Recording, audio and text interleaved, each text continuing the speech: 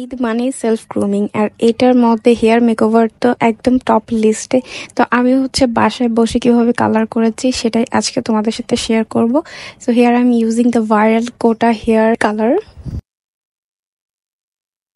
I am super excited, you guys can tell আমার hair অনেক বেশি থিক, সহজে কালার বসে না, তাই আমি ফার্স্টে একটু ব্লিচ করে নিব। Listen guys, I am a professional and I am trend well, যে আমি জানি কি করতে হবে কি করতে হবে না। So I am doing it by my own risk. যদি জেনে থাকো কিভাবে হেয়ার ব্লিচ করে তাহলে করতে পারো, আদার দেন that skip this part.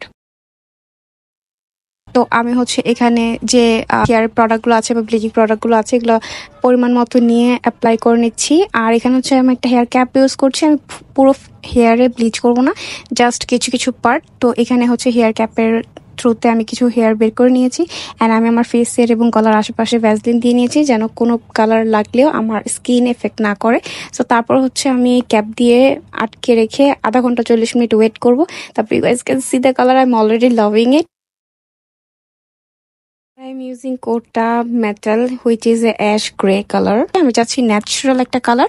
So এই হচ্ছে আমার হেয়ার। এখন হচ্ছে আমি প্যাকেটটাকে কেটে পুরো দুটো ডেভেলপার আর হচ্ছে যে মেন হেয়ার কালার দুটো একদম সমান সমান মিক্স করে নিচ্ছি। এটাতে অনেকখানি কালার থাকে অ্যান্ড আমার চুল যেহেতু অনেক বেশি বড় অ্যান্ড আমার মনে হয় এটা কভার করতে পারবে আমার ফুল হেয়ারটাকে। তো এখানে সুন্দর করে আমি হেয়ার গ্লাভস পরে নিচ্ছি অ্যান্ড আমি সুন্দর করে একটা ক্লথ দিয়ে নিয়েছি আমার উপরে যেন আমার টি শার্ট নষ্ট না হয়। Already I am wiring something যেটা আই ডোন্ট কেয়ার, নষ্ট হলে সমস্যা নাই। তো আমি হচ্ছে হেয়ারটাকে ছোট ছোট সেকশনে ভাগ করে নিয়ে হেয়ার কালারটা অ্যাপ্লাই করছি, দেন মাসাজ করছি যেন আমার পুরো চুলে ভালো করে এটা অ্যাবজর্ভ করে।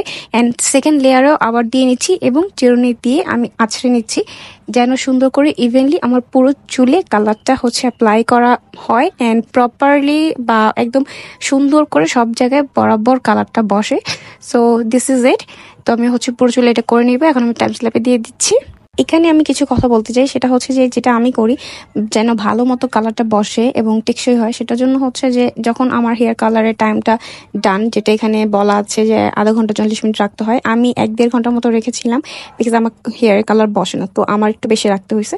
তো তারপর হচ্ছে আমি একটা হেয়ার ড্রায়ার দিয়ে লাস্ট 5 মিনিটসের আমি হেয়ার ড্রাই দিয়ে একটু ভালো করে হিট দিয়ে নিব যেন বসে সুন্দর করে।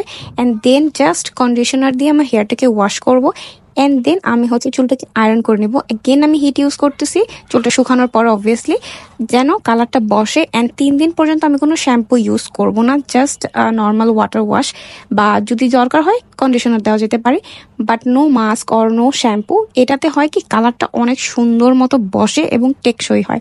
তো এখানে আমি তাই করতেছি and this is it, just random কিছু জিনিস and you can see the colour. আমি একদম ন্যাচারাল একটা কালার চাচ্ছিলাম যেটা কিনা একদম একটা কালার থাকবে বাট আবার বোঝাও যাবে না, লাইটে গেলে বা হেয়ার স্টাইলিং করলে একটু একটু বোঝা যাবে, রোদে গেলে বোঝা যাবে অ্যান্ড হেয়ার একটা শাইন থাকবে। আই এম রিয়েলি লাভিং ইট। আমার হয়তো একটু লাইট কালার ইউজ করলে আর একটু সুন্দর বোঝা যেত, but you guys can see হালকা একটা কালার আছে, but this is very gorgeous. খুব ইজি, খুবই সিম্পল।